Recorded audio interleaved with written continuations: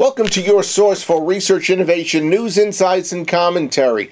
We'd like to welcome you to this week's Research Business Daily Report, sponsored by Socratic Technologies, whose proprietary tools and methodologies tackle marketing complexities so that you can make more confident business decisions. For months, there's been anticipation about a major big data breakthrough, and many have pointed to IBM as the source of that when it comes about. But so far, no one has figured out how to make sense of big data.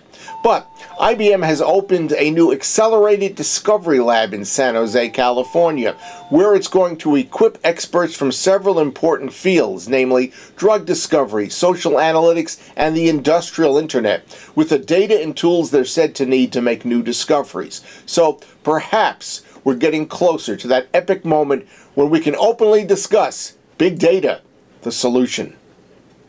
Next, I have to tell you it's difficult not to feel that research innovations these days are basically a dime a dozen. There's so many of them that are calling themselves out that way every single week. But an awful lot of them are Me Too's, and many of the so-called breakthroughs really, to borrow a sports phrase, just don't move the ball very far down the field. So today we're really pleased to call your attention to a real social media research innovation. It's called NodeXL, and it graphically portrays the individuals or organizations who get on social media to comment about situations, experiences, and very often brands. So think of it this way: instead of going on Twitter and searching one by one for individuals who are saying something important about you, you can view them graphically. It's really quite exciting for several other reasons, namely, it's open sourced and it's free.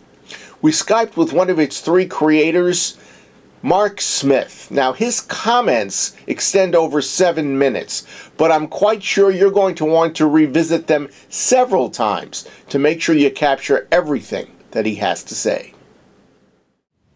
Thanks, Bob. At the Social Media Research Foundation, we're interested in building free and open tools that make it easy for people to understand social media. The way we do that is by thinking about social media in the form of a network. And so I'd like to show you some pictures that illustrate our ability to draw pictures of the shape of a hashtag, a visualization of the social media crowd. The Social Media Research Foundation is dedicated to the idea of open tools, open data, and open scholarship. We produce a tool that's free and open. It's called NodeXL. NodeXL is the network overview, discovery, and exploration add-in for Excel, the familiar spreadsheet tool. Here's NodeXL. It provides a new ribbon in the Excel menu and a whole bunch of worksheets that store information about people and their connections to one another in social media services like Twitter, Flickr, Facebook, YouTube, and web boards, email, and beyond. The NodeXL tool makes going through this network analysis data flow as easy as making a pie chart. This whole process becomes automatic in NodeXL.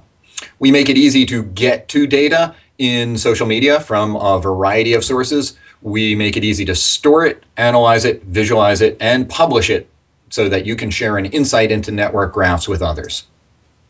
There is a book. Here are my fine co-authors. There's Derek Hansen, now a professor at Brigham Young University, and Ben Schneiderman, professor of computer science at the University of Maryland. I'm at the lower corner there. You can find me on the web, Google around for a guy named Smith. I'm remarkably findable.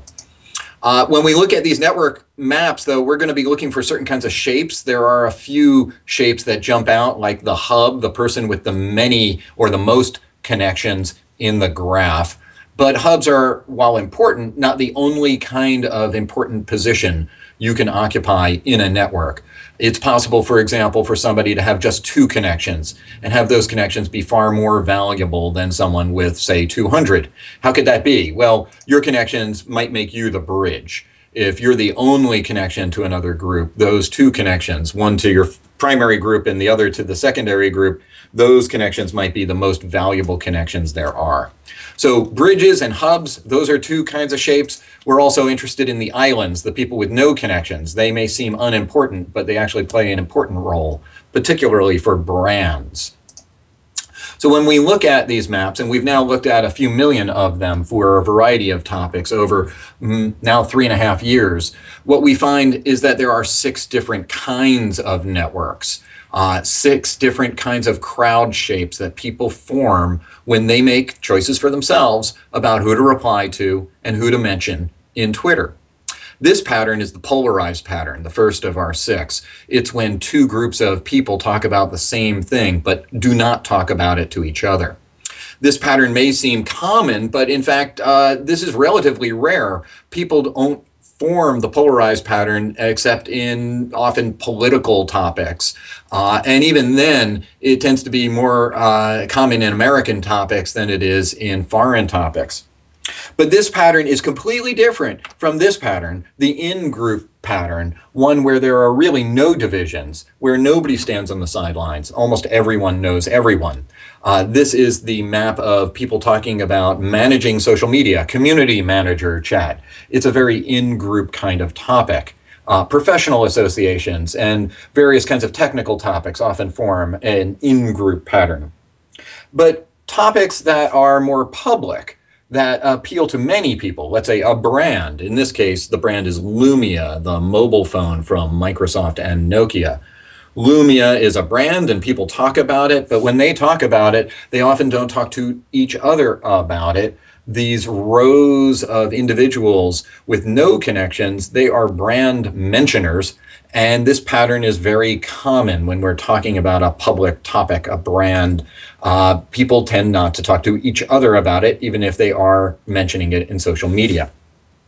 Sometimes brands grow up. They form communities along the sides of them, and so they become a kind of bazaar or clustered community where groups of people are talking to each other about it, but there are multiple groups. It's almost like showing up at a ballroom where there are all those round tables and 8 and 10 people are gathered at each of those tables. It has that kind of a feel. So brand and bazaar, lots of fragmented people. That's different from in-group and different from polarized. There are 2 last patterns that are also important that we see a lot. This is the broadcast pattern, where there is a hub with many spokes, and those spokes don't connect to each other, but they all connect back to the hub. They all point at the hub. They repeat, or in this case, retweet the hub. Here we're seeing Paul Krugman, a New York Times columnist. Many people retweet him. To the side of that audience cluster, though, are 2 groups, the communities of people who actually talk to each other about Krugman. The community group is separate from the audience group. But the key thing here is we have a hub and spoke and the arrows point inward. That's very different from the support pattern. Here we see Dell listens, Dell cares. And in this case, the arrows all point outward from the Dell cares account to many people who have said things like, I can't get my laptop to turn on, and Dell cares is responding to them. So this is the pattern left behind by support. We can see all 6 here in this slide. They're not all the same, and it leads us, especially with our clients, to ask questions like, what does your topic look like? And what does the topic that you wish you were look like? And what's the difference between your network and the network you'd like it to be like? And as you intervene, how does your network change? And so we like to ask the question, what does your hashtag look like? And where do you sit within that network? So you can get our tools for free. They're on the web. Look for NodeXL. The code is free and open. And I will note that for those who need additional assistance over at Connected Action, my consulting firm, we are providing social network training, NodeXL support, customization of the application, and we can run the application for people mapping their brands or their competitors' brands and providing daily reporting on the basis of that. Later this week, you're going to hear from one of your own, a market researcher who is already on the track of learning and working and applying NodeXL to his business. That's your Research Business Daily Report, sponsored by Socratic Technologies, whose proprietary tools and methodologies tackle marketing complexities so that you can make more confident business decisions. Have a great research day, and we will see you back here tomorrow.